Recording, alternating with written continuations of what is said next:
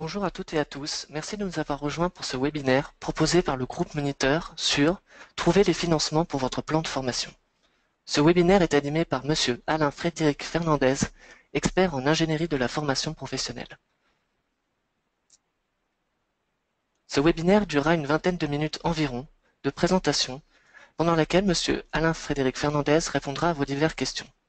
Pour poser vos questions, je vous invite à cliquer sur l'icône rouge qui se trouve en haut à droite de votre écran. Je vous laisse maintenant la parole, Monsieur Fernandez. Eh bien, bonjour à tous et à chacun et bienvenue sur ce webinaire organisé par Le Moniteur Formation. L'objectif de ce webinaire, c'est de rechercher des financements externes avant de puiser dans le budget formation. Bref, les budgets formation ne sont pas sur un trend d'augmentation, mais au contraire d'un certain plafonnement, et même pour les entreprises qui cotisaient à minima, c'est-à-dire 1,6%, le plan de formation a été amputé en quelque sorte d'un tiers, puisque les 0,9% consacrés à la formation sont devenus 0,6. 1% de cotisation obligatoire plus 0,6 de plan de formation, on arrive à 1,6. Donc mathématiquement, il va falloir aller rechercher du financement ailleurs que dans son propre budget. Et pour ça, eh bien, je vais vous proposer 12 pistes. Alors, qu'est-ce que je suis, qui suis-je pour oser devant ce public proposer 12 pistes de financement externe? Eh bien, tout simplement, j'en ai fait mon métier. J'interviens à Sciences Po justement sur le financement des exécutifs masters. J'interviens à la Sorbonne sur des masters 2 responsables de formation ou responsables RH. Et bien entendu, j'interviens auprès d'un certain nombre d'organisations comme le Moniteur, puis comme d'autres organisations de formation ou directement chez un certain nombre de clients, de toute taille bien entendu. Alors, les 12 pistes en quelque sorte, les 12 financements dont je vais vous parler, euh, voilà, pardon, sont les suivants. On va voir comment utiliser les soldes de DIF pour soulager le plan de formation. Vous allez dire, c'est bizarre. Comment est-ce qu'on peut toucher au DIF alors que le DIF est à l'initiative du salarié? Oui, mais rappelez-vous que le DIF est devenu le CPF et que ce CPF a un certain nombre de règles qui vont pouvoir nous aider. On va voir comment.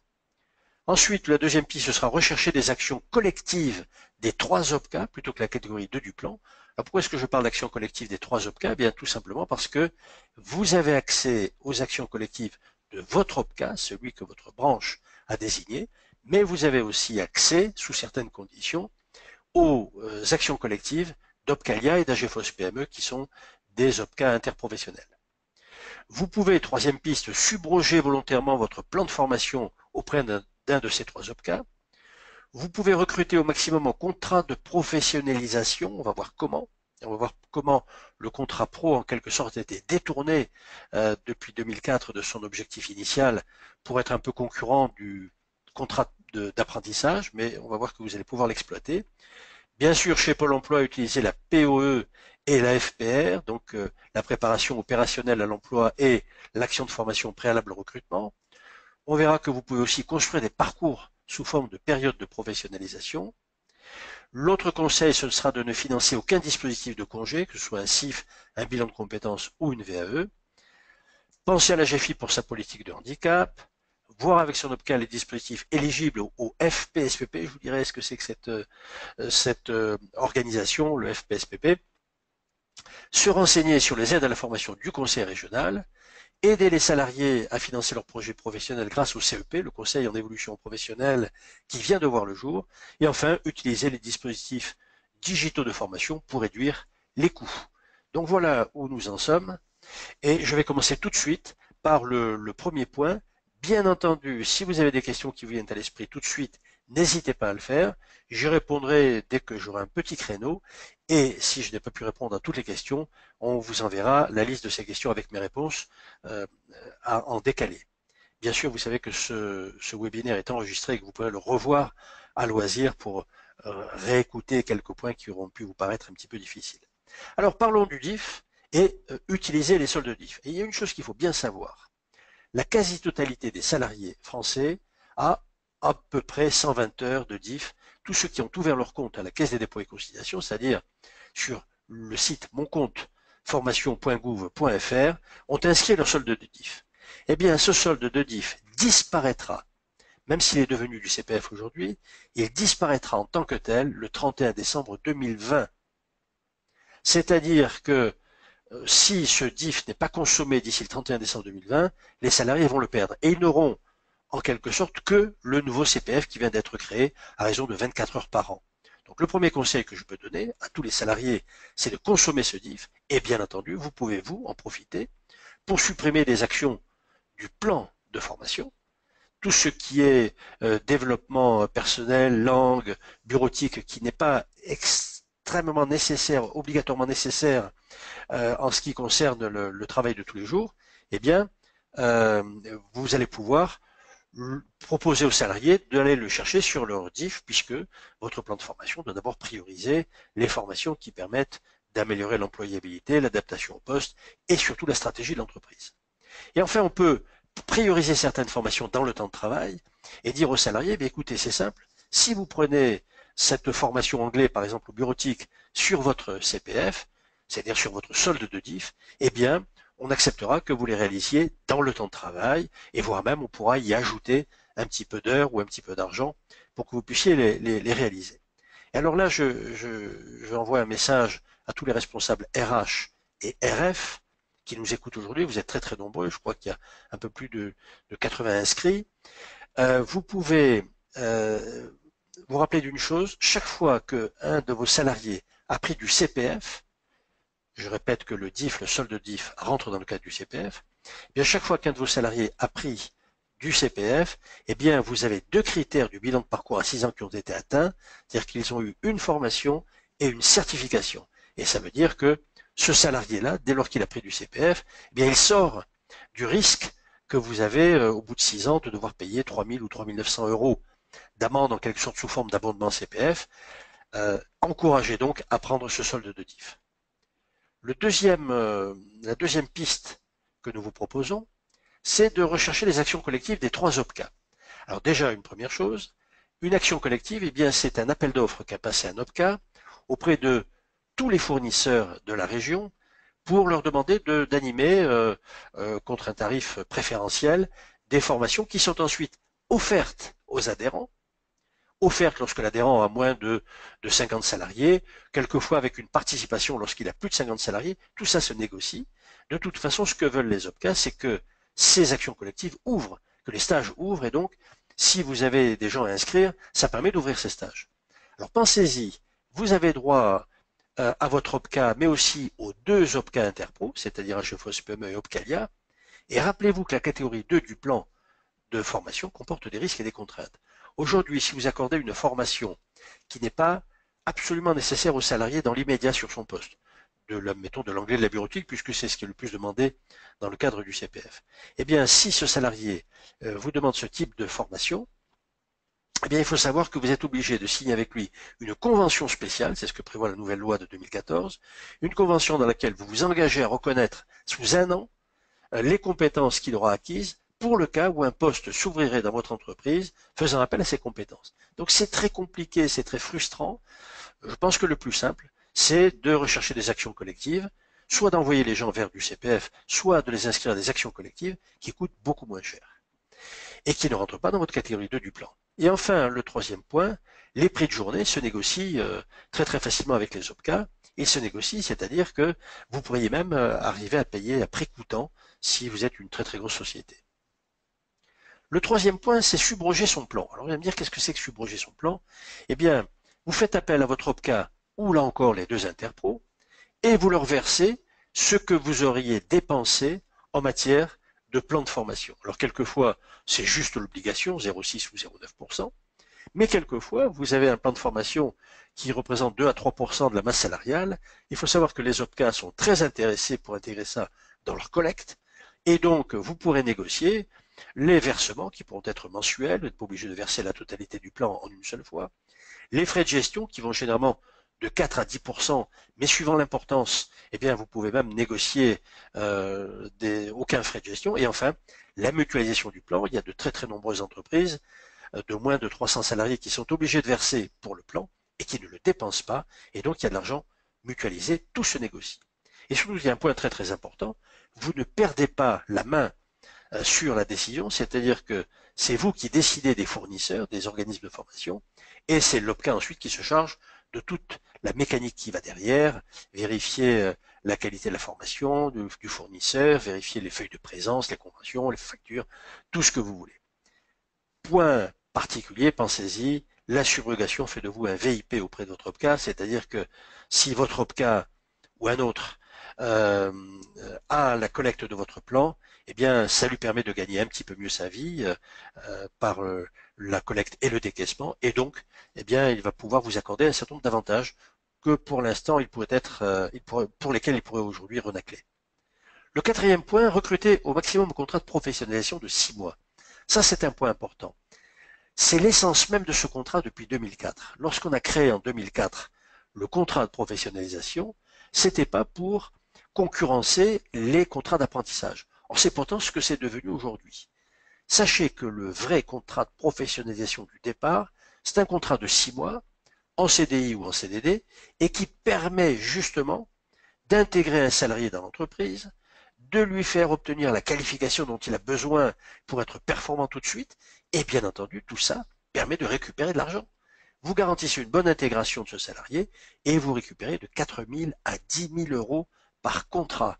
Simplement pour ne pas avoir à réinventer à chaque fois qu'un salarié est recruté, eh bien, il faut institutionnaliser le process, le présenter à votre avocat et dire voilà, je vais recruter cette année un certain nombre de personnes faisant le même métier, eh bien voilà leur parcours de formation qui réalise 150 heures.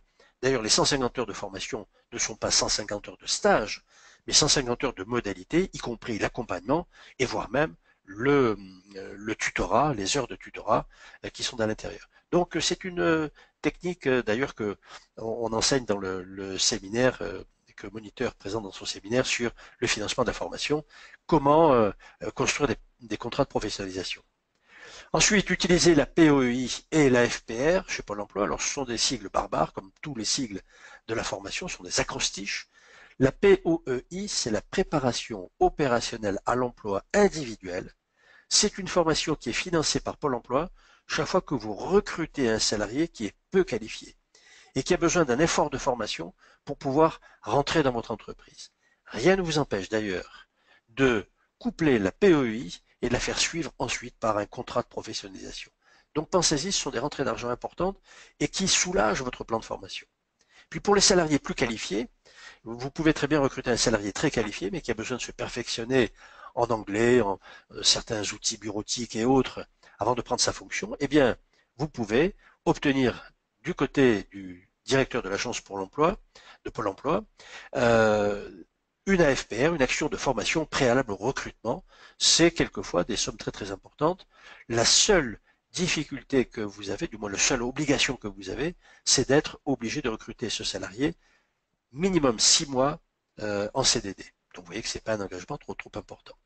Et bien entendu, l'accord doit être donné avant l'embauche. Le mieux, c'est, si votre salarié est inscrit à Pôle emploi, et s'il ne l'est pas, qu'il le fasse, et qu'à partir de là, vous téléphoniez au directeur de l'agence Pôle emploi pour dire que vous avez besoin d'un AFPR, et lui vous dira jusqu'à quel montant il est d'accord pour payer dans les 6 mois qui suivent cette formation. Ensuite, vous avez une autre possibilité, la 6e sur 12, construire des parcours sous forme de période de professionnalisation.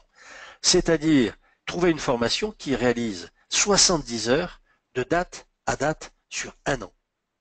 Exemple, si aujourd'hui vous démarrez une période de professionnalisation, on est le 3 février, elle durera jusqu'au 2 février 2018. Les 70 heures ne sont pas 70 heures de formation, mais 70 heures d'accompagnement avec dedans des stages. Mais il y a dedans de l'accompagnement, de tout ce que vous voulez, des modalités qui habituellement ne sont pas des modalités de formation, mais qui accompagnent bien ce parcours. Et enfin, les objectifs peuvent être variés. Ça peut être pour une mobilité interne, ça peut être pour préparer une promotion, ça peut être pour obtenir une certification, ça peut être même pour créer ou reprendre une entreprise. Bref, vous avez là cette période de professionnalisation qui est bien payée, bien remboursée par votre OPCA et dont on ne profite pas suffisamment. Ensuite, alors là, le conseil de bon sens que j'ai déjà testé chez de très nombreux clients, ne financez jamais aucun dispositif de formation comme le CIF, le bilan de compétences ou la VAE. Le financement du bilan de compétences, de la VAE du CIF, c'est la vocation du fonds GESIF. Or, vous avez déjà payé, vous avez déjà cotisé 0,2% pour le CIF, et donc ce 0,2%, et ça fait 1 milliard. Il est là pour financer ces formations. Par ailleurs, deux des trois dispositifs, c'est-à-dire le bilan de compétences et la VAE, la VAE depuis la loi de 2014 et le bilan de compétences depuis la loi El Khomri, sont éligibles sur le CPF. Donc vous voyez, deuxième raison pour laquelle il ne faut pas payer. Et enfin, le congé financé par le FONGICIF est plus intéressant pour le salarié parce que s'il a obtenu un bilan de compétences financé par le FONGICIF et que derrière il veut que ce bilan de compétences débouche sur un CIF, débouche sur comment dirais-je, une formation financée par le FONGICIF, voire une VAE, eh bien, à partir du moment où son bilan de compétences, le bilan de compétences aura été financé par le FONGICIF, eh bien le FONGICIF sera d'autant plus enclin à croire au projet du collaborateur.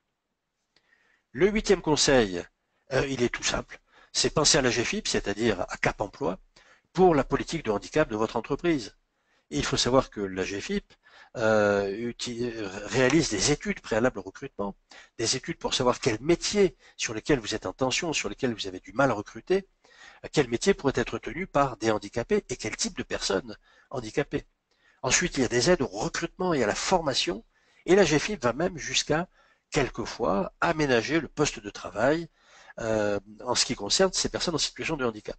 Alors, en dehors du côté RSE, responsabilité sociétale et environnementale, du côté humain, et d'ailleurs très boostant pour un service de recruter une personne en situation de handicap, sachez qu'en plus, ça vous permet d'économiser sur votre cotisation handicap. Il y a aussi quelquefois des handicapés dans votre entreprise qui ne sont pas déclarés, et à juste titre.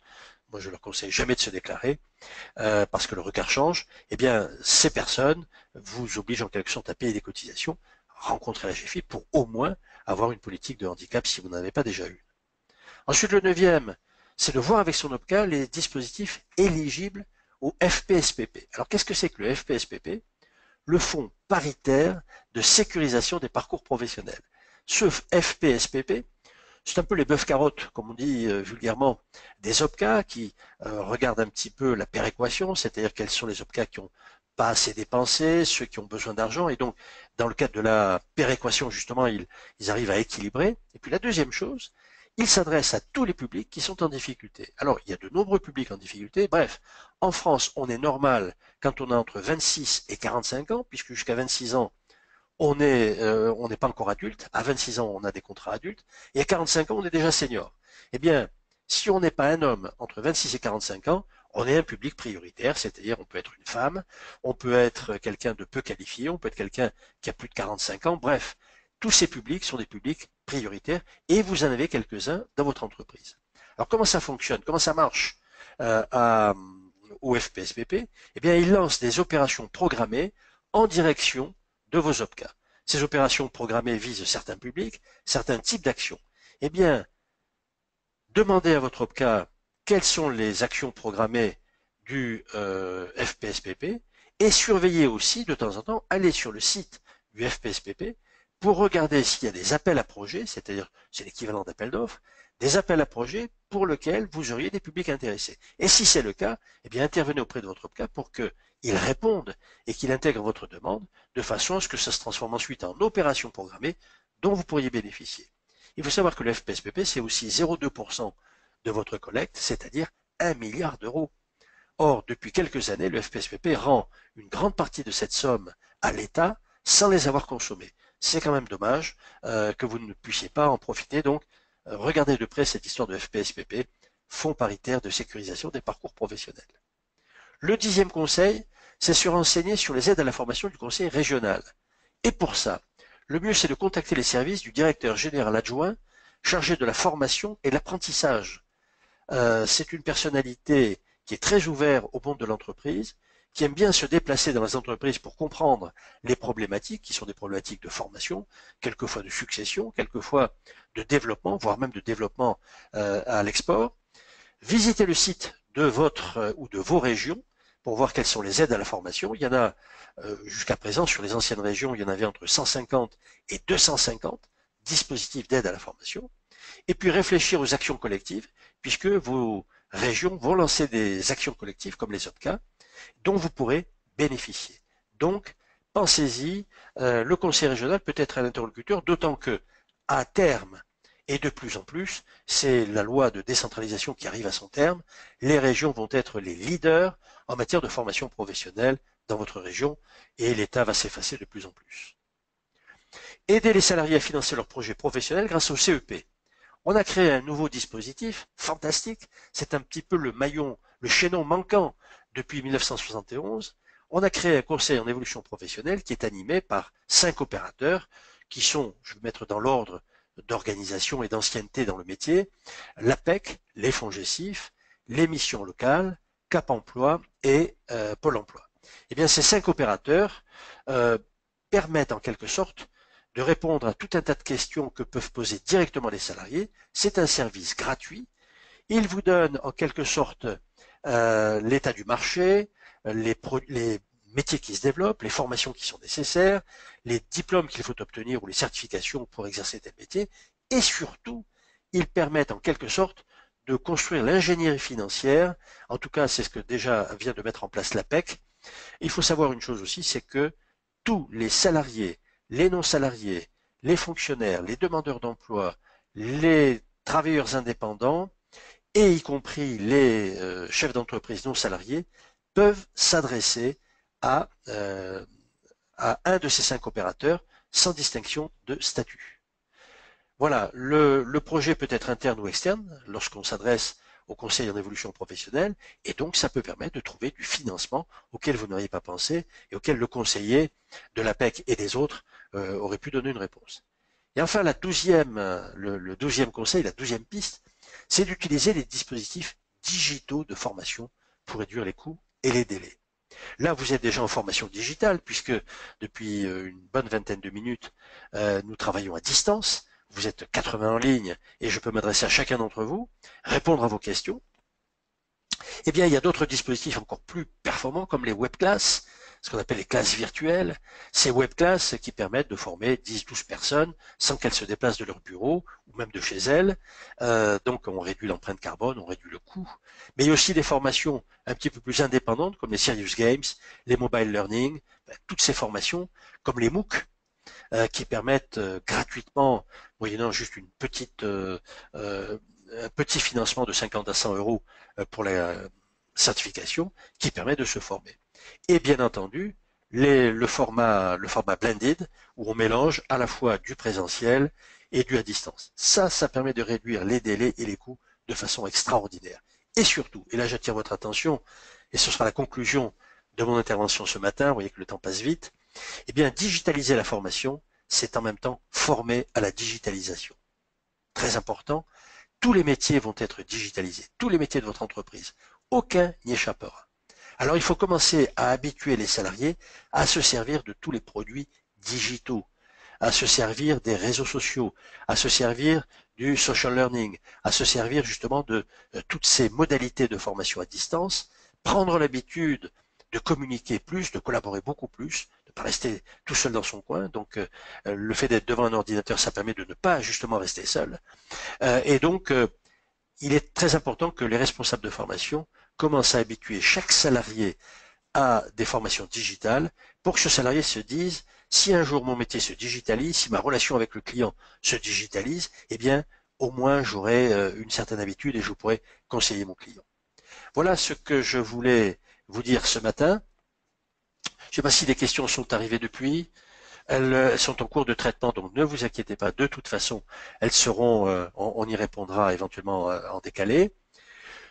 Je voulais attirer votre attention sur le fait que cet exposé fait l'objet d'une formation d'une journée organisée par le moniteur sur maîtriser le financement de votre plan de formation. J'ai une question qui m'arrive ici où on me dit je souhaite réaliser une formation qui coûte 1500 euros et qui ne fait pas partie du CPF. Comment faire pour être financé si mon entreprise refuse de la prendre en charge? Alors déjà, première chose, la formation n'est pas un dû.